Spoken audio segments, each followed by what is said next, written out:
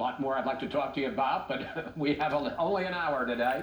Thank you. Thanks for joining us. And now let's turn to Washington, D.C. Congresswoman Eleanor Holmes Norton, who I guess is kind of who Hawk Newsom was talking about, a member of the Democratic establishment, a politician. You just heard Mr. Newsom. What's your reaction? Well, my reaction is I completely understand. I've been in the streets myself enough to understand that impatience. But you send people like me to the Congress of the United States to do something about it.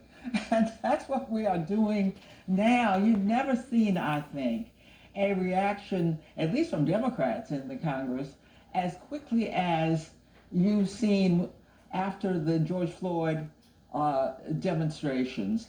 You saw a policing bill come forward. You are beginning to see reactions or actions precisely brought on by people like your guest who are impatient and are saying do something and do something quick, so much so that they Congresswoman, excuse me, let me just break in though, because you know, as I discussed with Mr. Newsom, there has been this split in tactics and strategy and viewpoint for more than half a century between the kind of Malcolm X, by any means necessary, and Martin Luther King.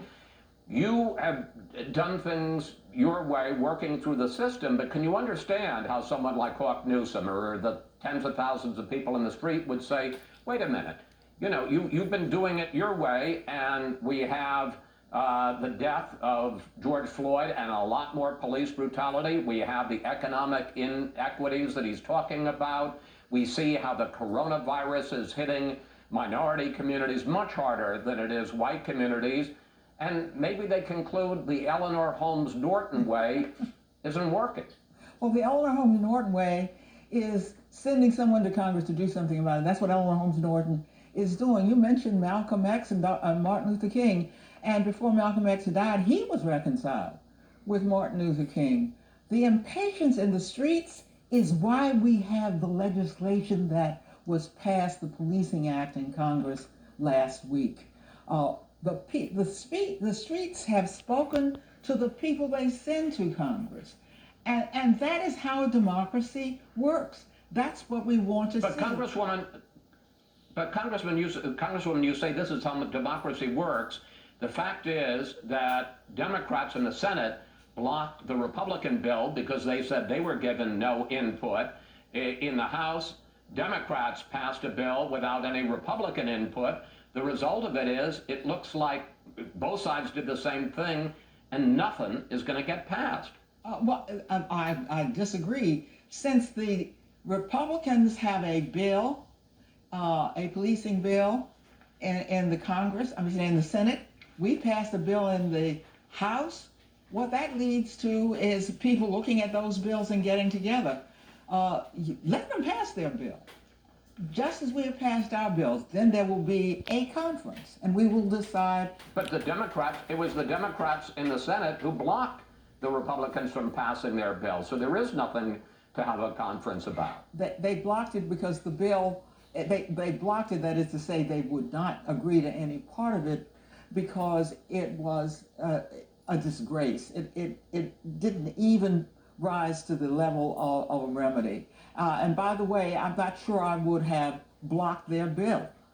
Perhaps their bill should have been exposed and voted and put them on the record about their bill. Ever since the death of George Floyd, President Trump has talked a great deal about law and order.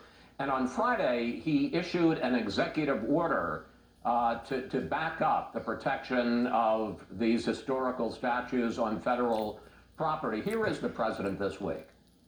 We're going to get tougher and tougher. And at some point, there's going to be retribution, because there has to be. These people are vandals, but they're agitators, but they're terrorists in a sense. You must know that millions of Americans agree with the president and don't want to see looting, don't want to see vandalism, even if they disagree with the statues, don't want to see them taken down by a mob. And I agree on that score. That's why there's legislation pending to take down these statutes. I have put a bill in to take down a statute that people took down before the bill could get through, the Albert Pike statute. He may have been the worst of them. He mutilated the bodies of the Union soldiers and was forced to resign in disgrace by his own men. We would hope that we would be given the opportunity to do this in regular order, because you have a Congress, at least in the House of Representatives, that is showing it's willing to do it. But I don't misunderstand at all either your prior guest or people in the streets. I do not endorse vandalism as a way to deal with what we're seeing in the streets. That's what they send people like me to Congress for. Congresswoman Norton, we should also point out that the House, for the first time this week, passed a bill that would make Washington, D.C., where you live and I live, the 51st state. I promise you we'll have you back soon to talk about that and its chances of getting through the Senate, where Republicans say they oppose it, or to the White House, where the president says he opposes it. But Congresswoman, thank you so much. Thanks for talking with us, and please come back. My pleasure.